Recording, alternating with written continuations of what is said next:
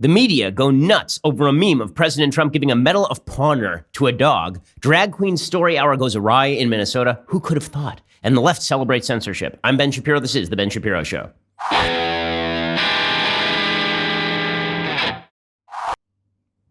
The Ben Shapiro Show is sponsored by ExpressVPN. Protect your online privacy today at expressvpn.com/Ben. Oh man, we have a lot to get to today. And we begin with the most glorious story of the day. It is a glorious story because it just exposes everything that you need to know these days about the nature of the mainstream media. So first, a preface. The mainstream media have been doing this routine where they act like Amelia Bedelia, where every time somebody on the right tells a joke, they take it extremely literally, So if you don't remember the Amelia Bedelia books from when you were a kid or from when your kids were kids, well, the Amelia Bedelia books, there was a series of books about a character named Amelia Bedelia who was basically a maid who took everything extremely literally, and every idiom she would take extremely literally. So, for example, there's a book called Merry Christmas, Amelia Bedelia, and her boss told her to bake a date cake. And so she literally went over to the calendar and she cut out a bunch of dates and then baked it into a cake, right? Or she would have an instruction in one of her books and says, dust the furniture. And so she would go and she would find dusting powder in the bathroom, and then she would dust it all over the furniture. Or she is told to draw the drapes. So she sits down and she actually draws drapes on a sketch pad, right? That is Amelia Bedelia, where the media play this game lately. And it's an absurd, ridiculous, insane game where somebody on the right tells a joke, does a satire headline, and the media take it extremely seriously, very, very seriously, because they are going to fact check and bring you the truth. Now, no matter that everybody knew it was a joke, no matter everybody in the world knew that it was a joke or that it was satire, instead, the media are going to treat this as though this must be fact-checked. So you end up with absurdities like Snopes fact-checking the Babylon Bee, which is an out-and-out satire site, which claims to be a satire site. It's the equivalent of Snopes fact-checking The Onion, except Babylon Bee happens to be right-wing and Christian in orientation. And the media are like, oh, well, that's not a big deal. Of course they should fact check. People could have taken that seriously. When the Babylon Bee said to draw the drapes, we sat down and we drew an actual picture of the drapes. Now, or you would get Ali Stuckey, my friend from the Blaze TV. And Ali would do one of the fake interviews with like AOC. The same exact sort of interview that people on Comedy Central do all the time, where they cut themselves into interviews with people who they would never get to book on their show. And Ali would say things, and AOC would look ridiculous. And it was obviously satire. It was obviously meant to make fun of AOC and the fact that AOC knows nothing about policy. And the media fact-check Ali Stuckey. This was not a satire video. It was a fake news video. It was doctored video. Doctored and fake and bad.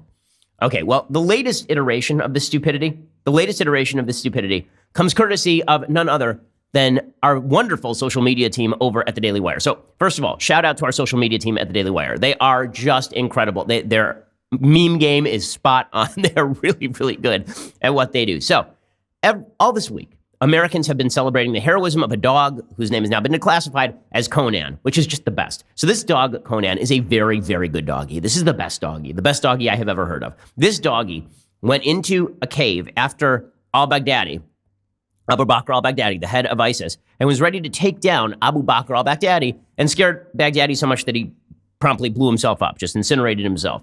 Unfortunately, he took children with him because he was an evil piece of murderous terrorist scum. Okay, but Conan was in the cave, and Conan was slightly wounded, and now Conan is back in service. And so everybody was celebrating the heroism of this dog because that's pretty awesome, right? I mean, this is the best dog ever. It's a great dog. I mean, this is the dog that you ask, what is best in life? And the dog replies, to crush your enemies, see them driven before you, and hear the lamentations of your women, and also biscuits. Kibble is great also if you have some of that. So this is a great doggy, okay? And as you know, if you've been listening to my show at all, I am not a huge dog fan. I'm growing warmer toward dogs over time. My children are twisting me into a fan of dogs. But I will say that Conan is really making me want a dog. I said as soon as Conan was wounded that if Conan needed an owner, I would be happy to become a dog person and adopt Conan because this is the best doggy. Okay, so the Daily Wire social media team who listen to the show and then very often create memes that are kind of drawn from the general themes of the show, they put out a meme. And the meme was a picture of President Trump awarding the Medal of Honor to the dog, right? And so they took a picture of President Trump awarding a Medal of Honor to an American hero named James McLaughlin, who is credited with saving the lives of 10 men in a battle in Vietnam. And this photo had nothing to do with McLaughlin, okay? Like McLaughlin. The last thing that the Daily Wire would ever think of doing is deriding an actual war hero. Of course. And nobody actually thinks that's what the Daily Wire social media team was doing. Like, are they really suggesting that this was meant to dishonor the person who was at the center of the photo? No. The Daily Wire social media team took this photo and they just put in the dog, right? They obviously photoshopped in the dog. So it's President Trump putting not the Medal of Honor. It's a medal that has a picture of a paw print on it, on the dog. Obviously photoshopped. It has our watermark in the bottom right-hand corner of the picture. Okay, nobody's trying to hide the ball here. This is just a cute little tribute to a very good doggy. That's all. It's a joke and a cute little tribute to a very good doggy. And so President Trump sees this, and he thinks it's cute because, Trump, this is one of the charming things about Trump. And there are many things that are not charming about Trump. One of the wonderful, charming things about Trump is that when the man sees something that he enjoys, he sort of just puts it out there. So he put out our picture with the watermark in the right-hand corner of himself giving the Medal of Honor to the dog. And I point out, again, that it's obviously photoshopped, that obviously he did not give a Medal of Honor to a dog. There's no such thing as a Medal of Honor. The actual medal is not the Medal of Honor. Look at that photo. If you're subscribing, you can see, or if you're watching this live, you can see it is a picture of a paw print. Okay, so President Trump then tweets out, American hero, American hero. Now, this should be the end of the story, right? It's just kind of like a cute, funny little tweet. But no, our intrepid media are on the case. They are on the case. So the Washington Post and the New York Times and USA Today and pretty much everybody else covers this as though it's actual news and as though it's a scandal. Not just that President Trump tweeted out a meme, but that it's a real scandal. Here is the headline from the intrepid reporters at the New York Times. They put two of their finest on it, Niraj Chokshi and Karen Zrake. Okay, their headline is, Trump tweets faked photo of hero dog getting a medal. Faked photo? Was anyone, a faked photo would be something where there was any pretense at realism. Any pretense at trying to fake out the audience. Fake photos sort of assumes that we are attempting to fake you into believing something. This is just called a funny meme. Do you not even meme, bro? This is the most obvious joke and tribute ever. Okay, the New York Times reports it this way. President Trump on Wednesday shared an altered photograph of himself placing a medal around the neck of the dog injured in the raid last weekend that led to the death of Abu Bakr al-Baghdadi, the Islamic State's leader. Wow, an altered photograph. Ooh, it's fake news. It's bad information. President Trump trying to cede the ground that he likes a dog that was involved in the killing of Abu Bakr al-Baghdadi. Wow. I mean, what a get. What a get, guys. Well done, New York Times. That is some extensively amazing journalism. Just unbelievable journalism. He tweeted out a photo of himself giving a fake medal to a doggy, to a very good doggy. This is your big story, you idiots. Okay, and then they continue along the image, which bears a watermark for a social media account for the conservative news site The Daily Wire, appeared to be an altered version of a 2017 Associated Press photograph. In the original, Mr. Trump is seen awarding a Medal of Honor to James McLaughlin, a retired Army medic who is credited with saving the lives of 10 men during the war in Vietnam. And then they quote President Trump talking about how wonderful the dog is, and then they talk about McLaughlin and suggest that Trump is trying to deride the veteran who was simply in that photo, right? I mean, it was not, again, no one, Trump, Daily Wire, no one is trying to dishonor the person who won the Medal of Honor. That's insane. For you to believe that, you have to be such a wretched tool bag of a human being. Of course, that's not what anyone was trying to do. But the media tried to twist this into, this is McLaughlin knows this, right? McLaughlin was called up by the New York Times. In a phone interview on Wednesday, McLaughlin, 73, who had not seen the image before a reporter sent it to him, said that he interpreted it as Mr. Trump recognizing the dog's heroism. He certainly was not offended and laughed when he compared the two images. Of course, because McLaughlin is a normal human being, you stupid tools. Of course. What the hell is wrong with you people? What is wrong with you? Because to be offended by that, you have to be wrong in the head. You have to be wrong in the head to be offended by all of this. Right. And McLaughlin said, after all, Medal of Honor recipients accept on behalf of their entire teams, especially those that did not return from battle. And canines have long been part of war efforts. He said this recognizes the dog as part of that team of brave people. McLaughlin said he had worked with a dog in Vietnam who helped detect enemy activity during missions. They are very courageous, he said, of military canines. Come on. Okay, so that was the New York Times coverage, but it gets even better. Wait until you hear the Washington Post coverage, which is even worse. And again, this is a story that the media treated as a national story. They treated it as an actual national story that Donald Trump tweeted out a meme of himself awarding a hero dog. They treated it as a national story. the story gets better, guys. It gets so much better. We'll get to that in just 1 second. First, let's say that you don't feel like taking all these packages that you want to send off for Christmas or Hanukkah. It's the Thanksgiving season. You have a bunch of packages. You want to send them in the mail, but you don't feel like taking all that stuff, putting it in the back of your car, schlepping it to the post office. Post office is great, but who wants to spend the time and the effort and the energy? Instead, you could do all of this from home and get all the amazing services of the U.S. Postal Service directly from your computer. This is where Stamps.com comes in. I mean, this is why the internet was invented, folks. Stamps.com allows you, whether you're a small office sending invoices or an online seller shipping out products or a warehouse sending thousands of packages a day, Stamps allows you to handle it all with ease. Stamps.com allows you to use your computer to print official U.S. postage 24/7, any letter, any package, any class of mail, anywhere you want to send it. Once your mail is ready, you just hand it to your mail carrier or you drop it in a mailbox. It is indeed that simple. With Stamps.com, you get 5 cents off every first-class stamp, up to 40% off priority mail. It's a no-brainer. So really, don't spend your time schlepping stuff to the post office this holiday season. Instead, head on over to Stamps.com right now.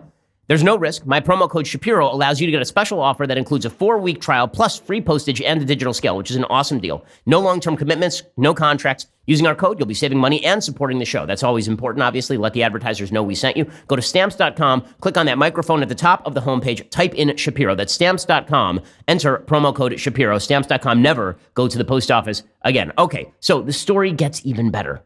Okay, the story gets even better. The story from Alex Horton, reporter at the Washington Post. Okay, so first note, Alex Horton apparently is an Iraq War veteran. Nothing but respect for his military service. Also, this is insanely bad reporting. Okay, so 2 things can be true at once. Alex Horton can be an American patriot who served honorably in Iraq. Also, he can be an unbelievably crappy reporter. So here is his report from the Washington Post. The headline says, Trump tweeted a photo of a Medal of Honor recipient who was edited out and replaced by a dog. By a dog. Oh, no.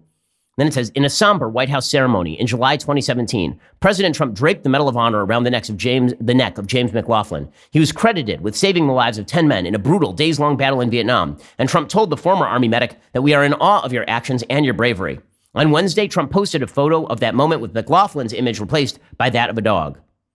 The distinctive star of the medal was replaced with a paw print. Trump and the Pentagon declined to release the dog's name, but the canine has since become a social media sensation after Trump tweeted a photo of the dog on Monday. Since then, the dog has been a feature of countless memes. It also collided with a real-world moment after the conservative site Daily Wire tweeted the image Tuesday with McLaughlin removed. A watermark for the site appears in Trump's tweet, but it is a cropped version that removes the attribution of the source photo, which is the Associated Press. That's because the source photo has now been dramatically altered. The source photo did not include a dog or a Medal of Honor, you idiots. It's called a meme. This is how memes work on the interwebs. That would have indicated it began as a legitimate news photo, raising the question of whether Trump or a staffer knew McLaughlin had been edited out. Okay, so I'm pretty fairly certain that Trump knew he had not actually awarded the Medal of Honor to a dog. I'm fairly certain that Trump knew this. Now, even if you thought that Trump may have forgotten that he awarded the Medal of Honor to a dog, I feel like he would have known that it wasn't real once he looked and saw a Medal of Honor. It's a paw on the medal. You dolts. Okay, here's where the story gets great. Okay, and then it says a White House spokesman declined to comment. McLaughlin, 73, could not be reached for comment. Well, actually, he could by the New York Times. He just didn't respond to you. And then, this is the best part. Jeremy Boring, the chief operating officer at the Daily Wire, dismissed emailed questions about whether the altered photo originated from his publication. Okay, this is the part that's totally insane. So Jeremy, who is my longtime business partner and chief operating officer at Daily Wire, co-founder of Daily Wire, listen to that sentence again, dismissed emailed questions about whether the altered photo originated from his publication. Okay, first of all, number one, our watermark's on it. It's like right there in Trump's original tweet. But the way that's reported sounds like Boring dismissed question. Like we at the Daily Wire, we were so scared of the question, we refused to answer the question as to whether the altered photo originated from our publication. We just refused because this is a scoop, guys. It's a scoop. Okay, well, here's how the actual exchange went. Alex Horton emailed our social media team. He said, hello, I'm with the Washington Post, and I wanted to get confirmation this photo originated with you. And if you digitally removed Medal of Honor recipient James McLaughlin and replaced him with a dog. Okay, now, and Jeremy responded the way that any normal human being would respond. It's a pretty epic response. He wrote back, Alex, on the record, you've got to be effing joking. Please quote me on that. Thanks, Jeremy.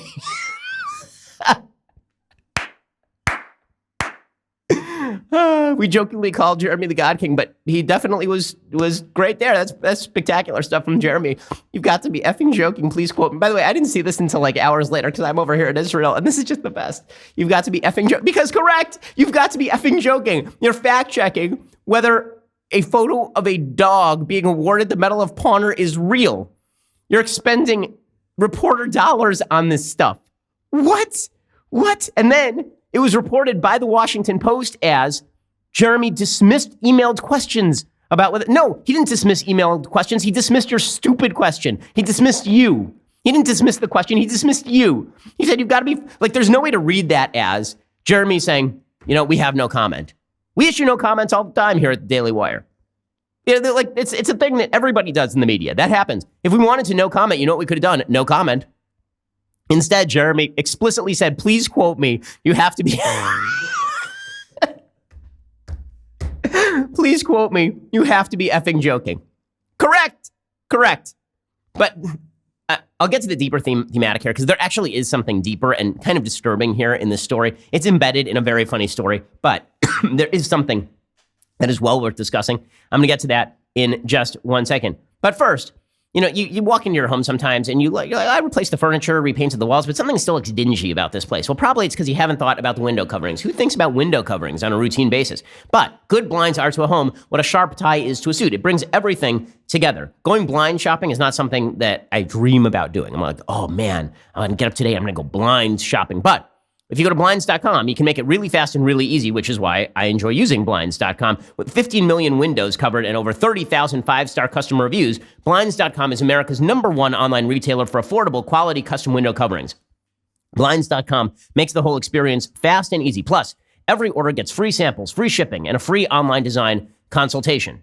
Blinds are a simple, effective way to make your home more beautiful, and Blinds.com makes it super easy. You send them pictures of your home, and then they send back custom recommendations for you from a professional. They'll send you free samples. And if you screw it up, right, if you accidentally mismeasure, you pick the wrong color, Blinds.com will then remake the blinds for free. So, you really have nothing to lose here. For a limited time, my listeners get $20 off at Blinds.com when you use promo code BEN. That's Blinds.com, promo code BEN for $20 off faux wood blinds, cellular shades, roller shades, and more. Blinds.com, promo code BEN. Rules and restrictions do apply. Okay, so so all of this becomes an issue. By the way, I also tweeted back I tweeted out all of this, right? I tweeted out this entire exchange. And then I added, I said, so Washington Post asked my business partner, Jeremy Boring, about our Medal of Honor dog meme. His glorious response is screen cap below. Their report then suggested Jeremy refused to answer questions about the picture. No, we think you're being effing insane. And then I added, yes, we created the meme. Yes, it is a joke. Yes, you people are also jokes. Please feel free to quote both me and Jeremy on this because, of course. Okay, so then President Trump takes it to the next level, which is this is best Trump. I love it. This is best Trump. So President Trump then tweets out, thank you, Daily Wire. Very cute recreation, but the live version of Conan will be leaving the Middle East for the White House sometime next week, which is great. It's a very good doggy. Like, how do you somehow end up on the wrong side of the very good doggy debate? It's a very good doggy. Like, why are you upset about things that are paying tribute to a very good doggy, you stupid tools? What, like, why? Why? How? And then all of these people acting as though Photoshop is a new thing. Oh my God. Have you seen? It's a faked, altered photo. It's not a deep fake. Okay. It's not like a deep fake of some matinee idol having sex with somebody for pornographic purposes. It's not a deep fake of Barack Obama saying a thing he didn't say. It's not even an altered video attempting to skew things in any way. It is literally just a meme. And somehow the media ended up on the wrong side of this. One person online was tweeting out photos that were photoshopped. They're very funny of President Trump. Remember, there's that photo of President Trump on the White House lawn, like yelling at a kid who's mowing the lawn. So they tweeted out a photo of President Trump yelling at the dog, saying, "Are you photoshopped?" And like that's what this is. It's so unbelievably stupid. And I'm looking forward to the media fact checking all jokes. Actually, like I can't wait for it. Like we definitely need the media to fact check knock jokes. Like, were you aware that when someone tells you a knock joke, they're not actually standing outside your house knocking on the door? Were you aware? Fact check. Were you aware that chickens lack the requisite intent to even know really why they're crossing the road? So all of those why did the chicken cross the road jokes, they're irrelevant because the chicken doesn't know why it's crossing the road. It doesn't have the requisite intent. Media fact check. And what the hell is wrong with you people? So I tweeted back at President Trump, no, thank you, Mr. President, and say hello to a very good doggy for us. Because everyone has lost their mind. They've lost their damn mind. But there is a deeper point here. Okay, and the deeper point here is that what the media are doing, and they keep doing this, is they are broadening the scope of what they now consider, quote unquote, disinformation. Right? Anything that they don't like, any joke, any meme, any piece of funny satire, they now take seriously, like Amelia Bedelia, specifically so that they can then label the outlet that promotes that content as somehow dealing in misinformation and lies. Right? This is their thing. As I say, they did it to the Babylon Bee. They've done it to Ali Stuckey over at Blaze TV. And now they're doing it with regard to an obvious meme with a dog receiving the Medal of Honor. Right? This is what they are doing. And this has real world ramifications because what the left is doing is they're making a very simple argument that has very large real world ramifications. This is just kind of the outlying stupid case point. Okay, but what the left is attempting to do is they're attempting to say that disinformation has so radically skewed the way that the American public views information that the government needs to step in and stop people from exercising the First Amendment. We had an article like this by Richard Spengler, over at former Time magazine editor and Obama administration State Department official. We had an article like that from him in the Washington Post just 2 days ago, right? That happened just a couple of days ago. And now you have the media pressuring Facebook and Twitter to shut down free dissemination of speech in the name of shutting down disinformation. So what they do is they keep broadening the definition of disinformation to encompass anything they don't like. So you have an article in the Washington Post by Charlie Warzel claiming that Breitbart should not be included in Facebook's newsfeed, right? Yes, CNN. Yes, Huffington Post. No, Breitbart. Why? Because that's misinformation or disinformation. How do we know that? Well, I mean, you can check. Snopes fact checks them all the time. And it doesn't matter that Snopes also fact checks selectively only right-wing outlets, and half the time the Snopes fact checks are wrong. That doesn't matter. The idea is to create a narrative, and the narrative is that if you see content from a right-wing outlet, that it should be shut down and is not a legitimate exercise of the First Amendment. And so you're seeing members of the media. I'm old enough to remember when there was a very famous case called New York Times versus Sullivan, and it was all about the rights of the media to print material. It was all about slander and libel and the standards for printing material publicly. And the New York Times is on the right side of that fight. It was about broadening the First Amendment. Members of the media used to be very much in favor of broadening the First Amendment, of recognizing a joke for a joke, of trying to actually suss out facts rather than create fake controversies of the day for clickbaity anti-Trump material. Right? That was like, what, 5 minutes ago, 10 minutes ago, when this was supposedly their top priority? Now they've shifted. And so what you see is this vast push by the left to go after right-wing outlets and say that they are, in fact, fake news, who should be banned because they are disseminating misinformation, or to go after Donald Trump's political campaign and say that Trump's political campaign should not be allowed to post ads because if they post ads, the ads might contain information that the left finds to be false or twisted because it's called a campaign ad, right? But they don't want that. Or you will see them say, well, thanks to Russian interference in the 2016 election, we need to use government to crack down on big tech and prevent the dissemination of information. Understand, there's only one type of information that the left truly cares about preventing dissemination of, and that's anything that opposes their agenda. Because we're all on the same page when it comes to the Russians disseminating misinformation. Nobody wants that. I don't want that. You don't want that. Facebook doesn't want that. Twitter doesn't want that. Nobody wants that.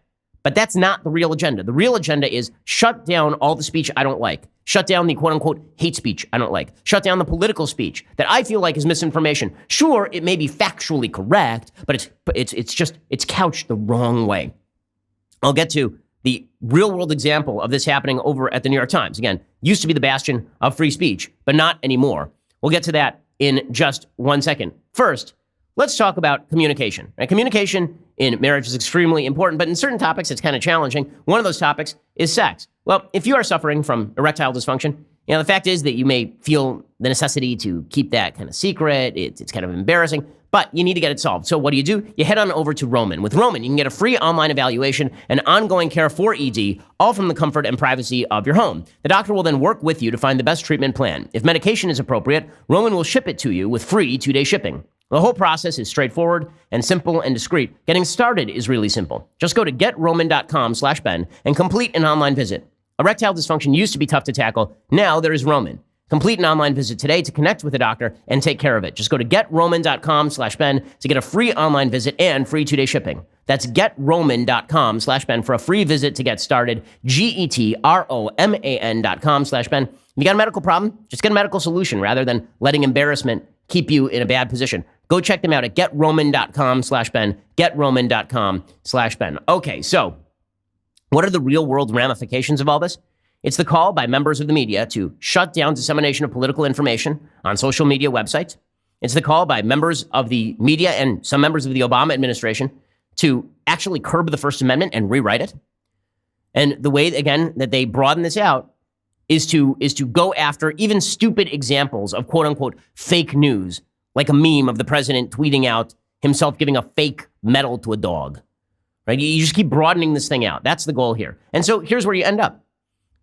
Yesterday, Twitter said it would ban all political ads. Ban all of them. Outright. Now, the left is celebrating. Why? The left is celebrating because they know that they own the means of distribution that are not the main social media platforms, meaning that if you want to get any sort of non-left news, the best places to get that online are places that used to be sort of online public fora, right? Places like Twitter or places like Facebook or places like YouTube. And so what the left really wants, they're happy with banning all political ads. They'll say, oh, this isn't politically motivated. They're banning all political ads and we're happy about it. No, you just know that the political ads are then going to be distributed and disseminated in the form of the New York Times or CBS or CNN or all of the other outlets that you guys have. The internet has radically decentralized the methods for disseminating information, radically decentralized it. The internet has made it possible for you to access information in a way you wouldn't before, right? You get to watch this show. You get to see this show. You get to read our stuff at Daily Wire. You can follow us on Facebook. You can follow me on Twitter. The goal of the left would be, okay, you know what? If we have to ban like all political speech on these platforms and force people to not engage in political speech, we can live with that. Because if we go back to the old system, we were dominant under the old system, which is true. The left media were dominant under the old system. The New York Times would love nothing better than to shut down the dissemination of information in places like Facebook and Twitter and YouTube. They would love nothing better than that. Why? Because they have legacy media branding. People still know who the New York Times is. Right? It's a barrier to entry to get rid of the social media methods of distribution of information. And the New York Times knows that. They don't want competition. They want to be the only game in town. And the way you ensure you're the only game in town is you basically make it very difficult for people to disseminate information through publicly available fora. So Twitter went along with the game because Twitter is a horrible outlet run by a guy who is on the very far left and has no principles about free speech, as in none, Jack Dorsey, apparently. So Twitter said on Wednesday it would ban all political ads, putting a spotlight on the power and veracity of online advertising and ramping up pressure on Facebook's chief executive, Mark Zuckerberg, to reverse his hands-off stance. Yeah, well, Jack Dorsey's probably also willing to kowtow to the Chinese when it comes to censoring Twitter, so he ain't exactly a free speech warrior. Dorsey said political ads, including manipulated videos and the viral spread of misleading information, presented challenges to civic discourse, all at increasing velocity, sophistication, and overwhelming scale. He said he worried the ads had, quote, significant ramifications that today's democratic infrastructure may not be prepared to handle. He added he believed the reach of political messages should be earned, not bought. Okay, now this is his way of saying, I'm not a real capitalist. Really, Jack, give up your stock. Really, like, if the idea here is that I prize civility over money. Shut down your website, man, because let me tell you, Twitter's a cesspool. And anytime you feel like giving up that stock, it is all you. Make the magic happen. But the fact is that Jack Dorsey has no intent of doing any of that. This is virtue signaling to the left. And not only is it virtue signaling to the left, it is an attempt to appease a left that wishes to see speech narrowed rather than broadened. I've seen many political ads for Democrats on Twitter. I think a lot of them are steeped in false information. Do I think that Twitter should stop running those ads? No, I think that it's my job to critique those ads. I think there's millions and millions of people on Twitter who can then discuss whether the ads are true or false. And just promoting an ad on Twitter, just like any other political campaign, preventing that is insane. By the way, it's sort of the equivalent of what the left commonly does when we talk about campaign finance reforms. When we talk about campaign finance reform, they're like, look at these big, bad, terrible donors. They're so big, and they're so bad, and they're so terrible. Also, you know who we should allow to have more power? The unions, right? The unions should have more power, and media should have more power. So I shouldn't be able, with my friends, to form a super PAC to put out political advertising information. I shouldn't be able to spend my own money to disseminate information. Or, for example, buy an ad in the New York Times with my super PAC. But the New York Times should be able to run whatever it wants on its front page over and over and over. And also unions should probably be able to do that. All animals are equal except for the pigs. This is the way that the left wishes to treat discourse in the United States. So of course they're very happy with Twitter shutting this down because they understand that Twitter is never going to shut down leftist political messaging on Twitter. Twitter will ban people for saying that a man is not a woman, but Twitter will never ban somebody for saying the opposite. Twitter will ban political advertising, knowing full well that Twitter also tends to promote leftist causes and leftist politicians. So of course the left is happy about this.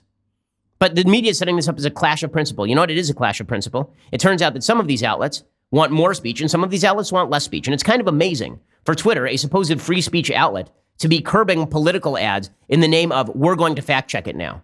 Who died and appointed you the great arbiters of truth over at Twitter? You guys are a joke when it comes to arbitrating truth over at Twitter. I mean, I can't even count the number of false headlines that Twitter has run in its trends over the last 9 months about me personally. So no, you guys aren't the arbiters of truth. You're just a bunch of leftists who are motivated to push a particular point of view. And the New York Times is super happy about this. And they say, Twitter's announcement that it would eliminate political ads starting November 22nd prompted immediate attacks from the right. Brad Parscale, Mr. Trump's campaign manager for the 2020 election, said Twitter's decision was a partisan act intended to silence conservatives. And of course, that is true. Democrats, of course, praised Twitter. AOC, who is happy to disseminate as much information as humanly possible via her well-followed account, praised Twitter and said if a company cannot or does not wish to run basic fact-checking on paid political advertising, they should not run paid political ads at all. How about this? How about we run basic fact-checking on your tweets, and then if they don't meet basic fact-checking notions, then you get banned from Twitter. How about that? How about we stop your crap tweets that very often are steeped in absolute falsehood? How about that? But it seems to me that all those are still up. Your buddy Ilhan Omar put out an absolutely false tweet about a kid dying who isn't dead the other day, and then she just put like a little addendum. That thing's still up. It's amazing how so many members of the left are sanguine with the inability of people to disseminate information. Why? Because they know that they always will be able to. They say that even Biden's campaign is saying this is ridiculous, right? Bill Russo, a spokesman for Joe Biden's campaign, said it was unfortunate to suggest the only way to deal with false claims in political ads was not to run the ads at all. But he added it was encouraging that for once revenue did not win out. So the anti-capitalism outweighed the free speech principle. So they were all good with the free speech. You can disseminate what you want until it turned out that you were paying to put stuff on Twitter. Oh, wow. Because as we all know, people on Twitter, they don't earn any money for being on Twitter. And they don't spend hours being paid to be on Twitter, which, by the way, is what every major media figure does. Why do you think AOC is on Twitter? Because it's good for her brand. And this is all it's a concerted attempt to shut down the ability to disseminate information by broadening out the fact-checking abilities of the media into areas that are completely false.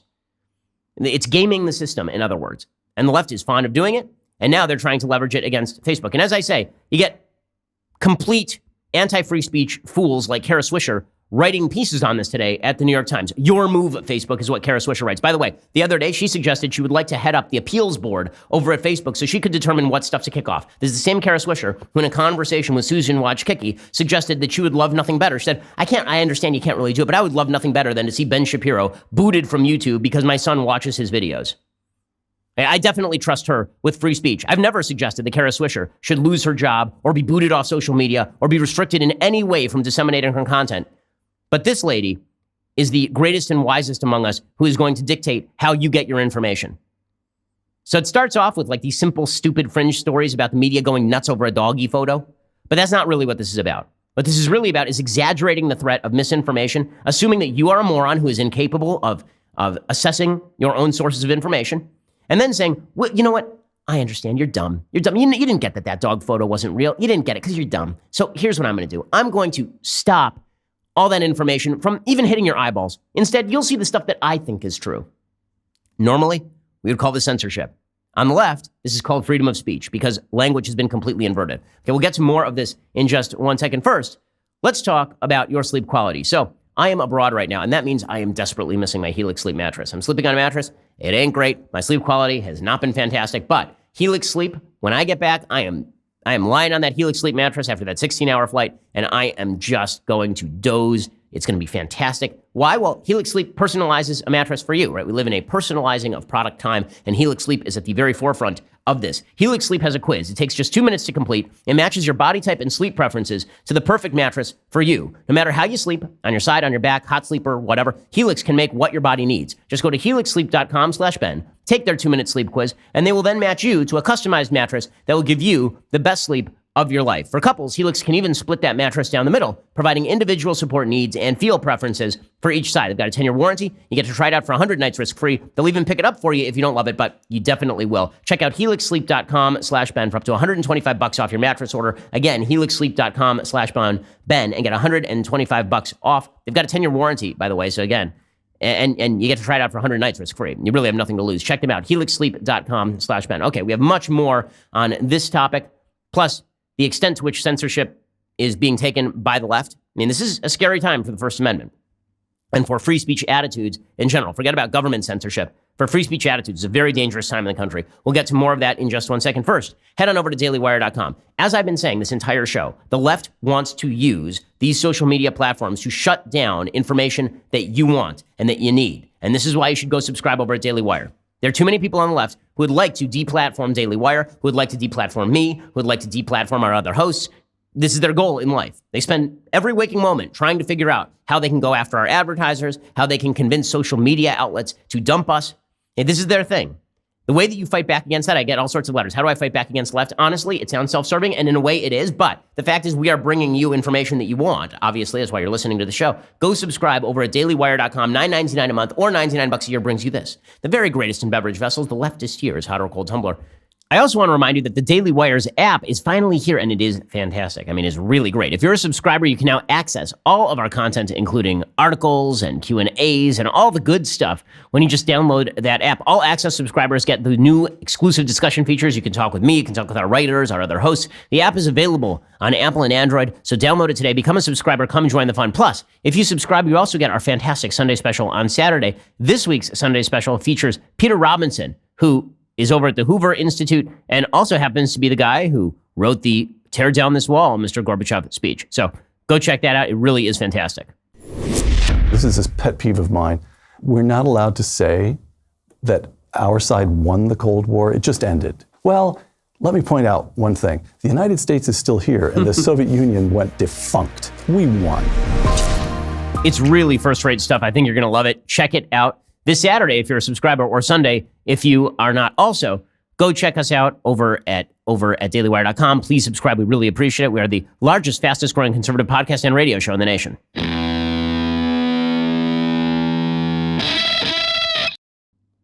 So Woke's golden chief and censor, Kara Swisher, has a piece entirely about this today called Your Move, Facebook. Twitter will no longer allow political advertising, a move that places Twitter and Jack Dorsey in stark contrast to Facebook and Mark Zuckerberg.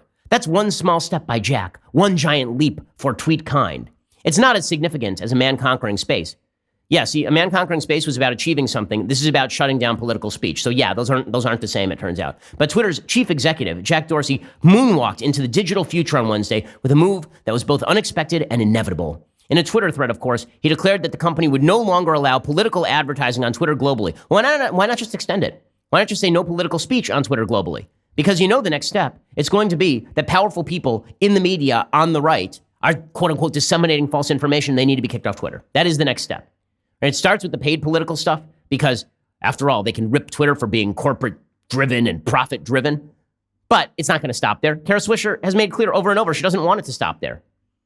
To those hoping that Mr. Dorsey would also take action against one of the platform's most famous rules violators, let's make one thing clear. Donald Trump can still huff and puff away on his disingenuous digital sousaphone, but his campaign cannot pay to do so. Still, it was so she wants Trump kicked off Twitter. And she's not even hiding the ball here. She says, still, it was a bold and epic poke that seemed to aimed directly at Mark Zuckerberg, since Twitter's announcement came just as Facebook was dropping its current earnings report. While Facebook's earnings were spectacular, especially in comparison to Twitter's weaker showing a week ago, the announcement now places Twitter and Dorsey in stark contrast to the social networking giant and its co-founder and CEO. Why? Well, Mr. Zuckerberg said in a disastrous series of recent appearances in Washington, D.C., his huge platform would not only keep accepting political ads, but also would allow politicians to lie in them. Well, what Zuckerberg said is, it's your job to fact check, and it's my job not to shut down speech, which is called freedom. Coincidence? Actually, it feels like the best subtweet ever. It is yet another example, like last year's widespread deplatforming of conspiracy troll Alex Jones, of social media not only starting to clean itself up, but beginning to understand the major responsibility it has to the well-being of society at large, well beyond just making money. Oh, bullcrap. Here's what happened. Hillary Clinton lost in 2016. You guys were pissed. You blamed Russian trolls and quote-unquote disinformation instead of yourselves for running a crap candidate. You're very angry that Donald Trump is president, and now you're going to take it out on all of the outlets and ask them and then demand that and then push them to deplatform everybody you don't like. Your response to losing an election is that you don't like the principles that underlie American elections on a fundamental basis. That is what is going on here. You have a similar article from Thomas Friedman in the New York Times called Trump, Zuckerberg, and Pals Are Breaking America. Now, what does Trump have to do with Zuckerberg? They apparently don't even like each other. So what exactly do they have to do with each other? Apparently, Zuckerberg is a problem. Why? Because he's allowing political ads to run on Facebook. You know, because dissemination of information is good. More information is better. More debate is better. But Friedman says this is all about money for Zuckerberg, as opposed to Thomas Friedman, who gives all of his salary to charity, who works for the New York Times for free, and just runs around the globe writing best-selling books on his own dime. I mean, what a giver he is. Profit. Oh, terrible profit. Or alternatively, Mark Zuckerberg has given up an awful lot of profit by not actually allowing his service to be available in China just so he would not have to bow to the Chinese censors. I have not heard the same about Twitter. So there it is. I mean, it's absurd. It's absurd. Friedman says, yeah, right, as if average American citizens are able to discern the veracity of every political ad after years of being conditioned by responsible journalism to assume the claims aren't just made up. What does that even mean? Basically, you believe that people can't make decisions on their own about the veracity of information. They're all idiots and morons, unlike Thomas Friedman, who's been taken in by regimes including the Iranians and the Chinese, and who wrote a column several years ago suggesting that one-party democracy in China may be more effective than two-party democracy in the United States. Thomas Friedman should definitely determine what sort of information you can see. This is the stuff that's scary. And then they use Russia as the front, right? All these conversations always start with Russian disinformation. Again, we all agree. Russian disinformation, bad. Foreign countries interfering in American elections, bad. Agree. But that's not where it ends. It doesn't start with, you know what? We really need to find these sort of Russian bot accounts and shut them down because that's interference by a foreign government. We shouldn't allow that. It turns very quickly into, we need to stop Trump from running ads. And then it turns very quickly into, Trump should be banned from the platform. And then it turns into, everybody that you hear from on the right should be banned from these platforms. We need to deplatform everyone. These platforms, in fact, should just become outlets for the left. And that's what the left would like. This all springs from the same attitude that says that anything that you don't like is dangerous to you, right? That any information that you disagree with is, in effect, Russian disinformation. That any information that you don't like is, in effect, incitement. We saw that article, as I mentioned again, yesterday from Richard Stengel, that former Obama administration official, who said we should pursue hate speech laws in the United States, the home of the First Amendment, because, hey, people might get offended. And this is how you end up with the stupidity over at Stanford. So next week, I'm supposed to speak at Stanford University. I'm very much looking forward to it. It's always fun. I like hearing questions from people who disagree. We have a basic rule at all of my speeches. It's been true for years. If you disagree, you raise your hand, you go to the front of the line, and then we have a discussion about it. Right? So these are open, free speech events. Okay? And all of the posters are being vandalized by people on the left. And hours after postering in the Nordelpha dorm, the conservative club's members, according to Young America's Foundation, found their posters removed, with a note from RAs being put in place. Quote, we, the Nordelpha staff, care about you and your feelings, your physical and emotional health. This is in response to the fact that the lecture is titled Facts Don't Care About Your Feelings. Okay, we, the Nordelpha staff, care about you, your feelings, your physical and emotional health. This is after taking down the poster for the event.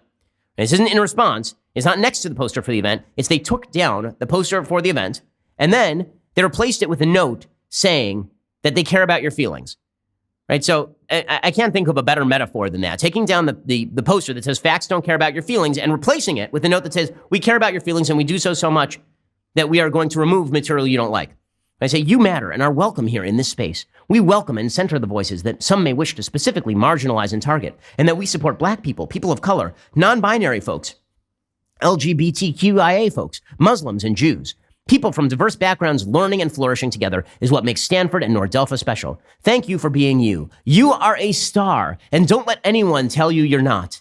Please reach out to any of us if you need to talk or need us to support you in any way. With love, your Nordelpha staff. Creating a generation of losers. This is how you create a generation of losers. You say to them, you know what? We're not even going to allow you to see a poster that doesn't even have any political material on it. It just says that facts are more important than feelings. We're going to replace that with a poster that says, you are a star, lest you be offended in some way. The conservative group apparently also attempted, the YAF chapter over at Stanford, also attempted to enter Stanford's Hispanic-focused dorm, Casa Zapata, where they were met with a mob of screaming leftists who hurled expletives at the chapter members. The unhinged leftists blocked the students from entering the dorm and followed them to the next dorm where they intended to poster, encouraging the staff in that building not to let them inside either. Stephen Sills is president of the conservative group on campus and said, a jeering mob assembled to block us from entering the dorm. We were turned away from the door exclusively because we were postering for the Ben Shapiro lecture. When I asked to see if there was a way I could speak to a resident fellow of the dorm, I was told by one of the residents to go suck a bleep. Homophobia. Wow, apparently you don't care about the feelings there, do you? Sills described that after leaving and heading over to another dorm to poster, they had been followed by a group of 8 students. Quote, they shouted obscenities, heckling us and keeping us from entering the other dorms. Never before have I ever feared as much for my safety on campus as I did then. The conservative students were then accused of targeting Casa Zapata, despite the fact that they went to a bevy of different dorms. Angry leftists discussed potential disciplinary action against the group at a meeting with Stanford's provost, Persis Drell. The conservative group plastered nearly every dorm with posters to advertise for them. By the way, I'm a libertarian, you idiots. I've been in favor of broadened legal immigration for Hispanics for years. For years, I'm in favor of work permits. What the hell are you even talking about? What are you talking about? I mean, this is just, it's just absurd. I'm sorry, it's absurd. And by the way, the tickets sold out in like 5 seconds, of course, because people actually still care about free speech in America, although the left is doing its best to shut it down. But it's not just the left in the United States, it's also the left in Canada. Megan Murphy, who was kicked off of Twitter for the great sin of pointing out that a man is not in fact a woman, she held a lecture in Canada, and this drove the mayor of the town of Toronto to rip on the library that allowed her to speak. The anti-free speech movement on the left internationally is strong and growing much, much stronger. And it's happening day in and day out because the left doesn't like the results of free speech, because they don't like the results. I have not called for the deplatforming of anyone on the left. And listen, I have significant suspicions that 2020 may not in fact be a great year for Republicans, right? The polls right now show Republicans not doing well in the White House, in the House, in the Senate, right? All of that may be true. I have never called for anybody on the left to be deplatformed for expressing a political viewpoint, even when I think they're twisting the truth. Even when I think they're twisting the truth, because it's my job to then reinform you as to what they are saying wrong. And it's their job to fact check me, right? This is everybody's job. But the goal here is to create this, it's so funny. What the left will say is that they are trying to just suss out the misinformation. We have to target it. We have to destroy the misinformation. But they're not doing that. Instead, they're carpet bombing the informational distribution centers and saying, true, false, doesn't matter. You can't distinguish. So to save this village, we need to burn it. We need to burn this free speech village in order to save free speech. Right? This is their goal. This is why you end up with people tearing down posters at dorms. This is why you end up with the Toronto mayor, John Tory, who is now calling on libraries to cancel events, from Megan Murphy, a feminist, who says that it's bad for women if men who say they are women are allowed to go into women's dressing places and locker rooms. All of this is designed to shut down dissent, to shut down debate. By the way, I'm just going to juxtapose really fast the activity of Toronto's mayor with activities that took place in Minnesota last night that apparently have received no actual governmental talk about censorship, despite the fact that they basically amount to child abuse. So this library in Toronto allowed Megan Murphy to speak about the fact that men are not women. Contrast that to a story from Ann Taylor writing at Caffeinated Thoughts, who attended an October 17th event at Hennepin Country Library in Minnesota, a taxpayer-funded event, a drag queen story hour. This has become a thing in some major left-leaning cities. Apparently, a drag queen showed up wearing nude-colored underwear and proceeded to expose his crotch to the children. Quote, we're talking a sleeveless cutoff t-shirt resembling SpongeBob SquarePants with midriff exposed, a pink miniskirt, rainbow ankle socks, a black spiked heels that went above 6 inches. The wig he wore, the drag queen, was mermaid style, crimping in the color of bright orange, and the makeup that was far too much under the neon lights. The drag queen, quote, strode in suggestively past the children, sitting down in a chair before several preschool-aged girls with his legs spread wide, exposing his nylon-covered crotch in front of children sitting at eye level. We noticed he did this often while reading nervously before the children. Taylor says, I initially thought drag queen story hours were a hoax and simply unfathomable until I experienced one myself. Apparently, there are about 22 kids ranging in age from infant, toddler, and preschool into elementary grades. The library is set to host another drag queen story hour on November 2nd.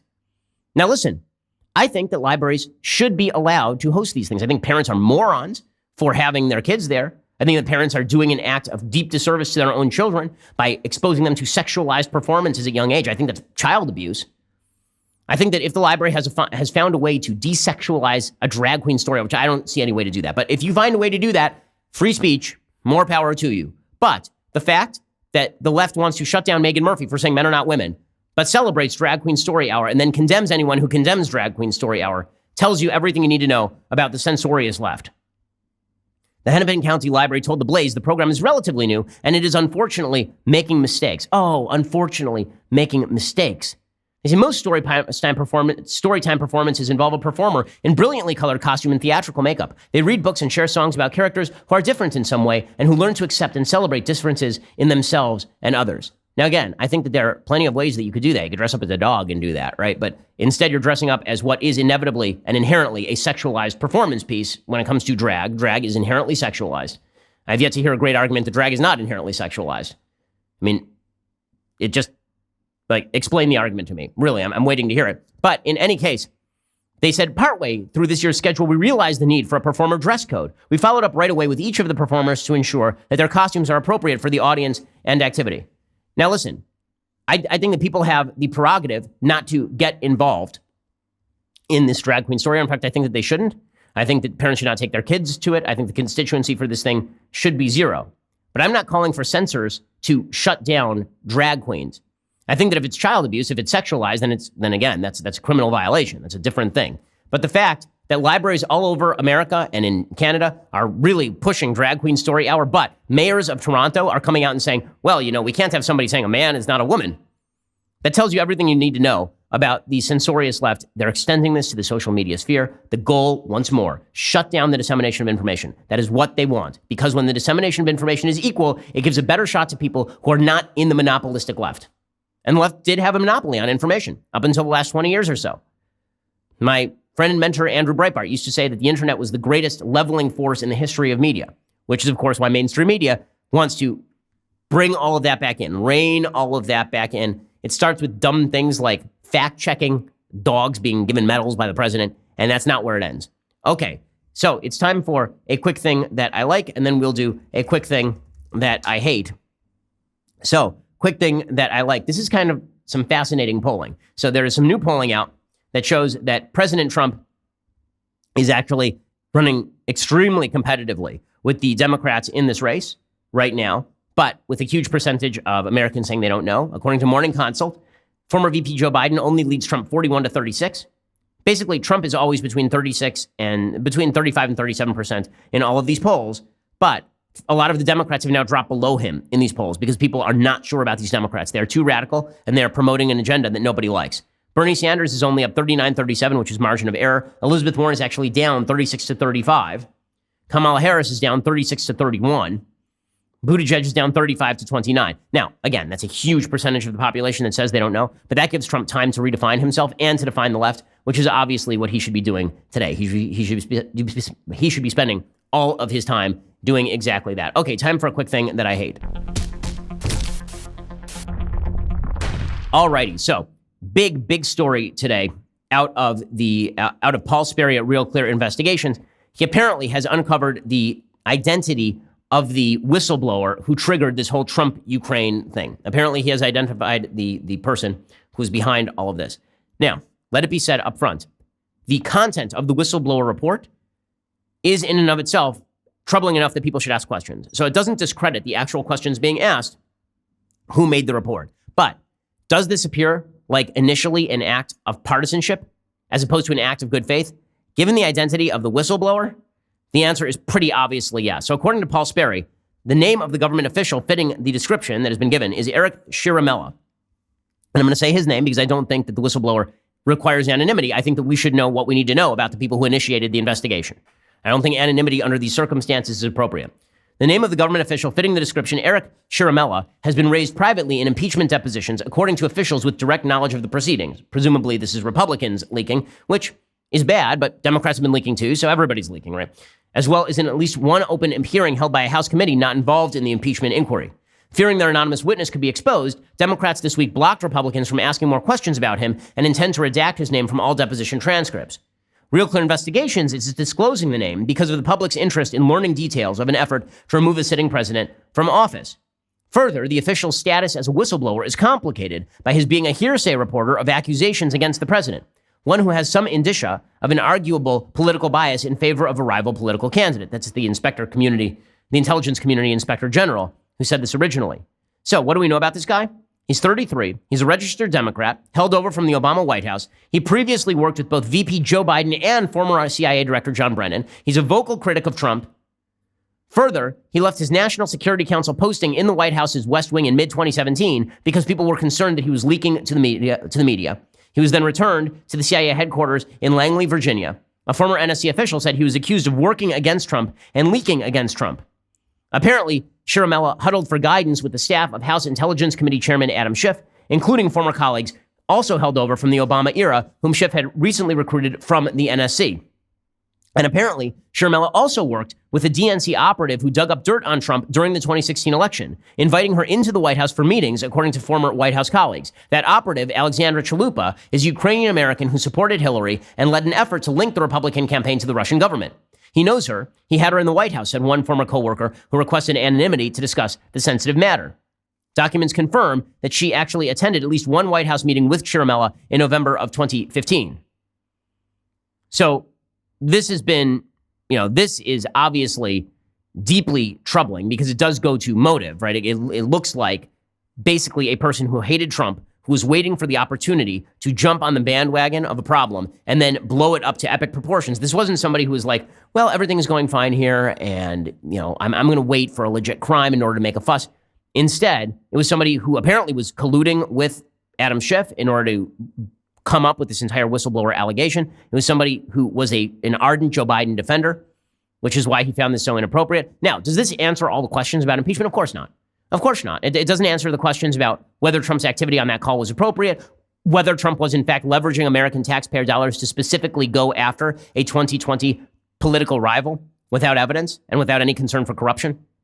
It doesn't answer those questions, and Trump will have to answer those questions. But it's certainly going to lend a lot of credence to Trump's allegation that this entire thing from the beginning was cooked up by a Democrat and somebody inside the quote-unquote deep state who's seeking to selectively leak information to harm Trump. Because apparently that's what this guy did, according to Paul Sperry, reporting for Real Clear Investigation. So we'll bring you more on that this afternoon, I am sure, when we get to our 2 additional hours of content. I'm Ben Shapiro. This is The Ben Shapiro Show. The Ben Shapiro Show is produced by Robert Sterling, directed by Mike Joyner, executive producer Jeremy Boring, senior producer Jonathan Hay. Our supervising producer is Mathis Glover, and our technical producer is Austin Stevens. Assistant director Pavel Wydowski, edited by Adam Sayevitz. Audio is mixed by Mike Coromina. Hair and makeup is by Jesua Olvera. Production assistant Nick Sheehan. The Ben Shapiro Show is a Daily Wire production. Copyright Daily Wire 2019. President Trump tweets out a dog meme and the mainstream media lose their collective minds. We will explain why fanatics never laugh and how democracy dies in barkness. Check it out on The Michael Knowles Show.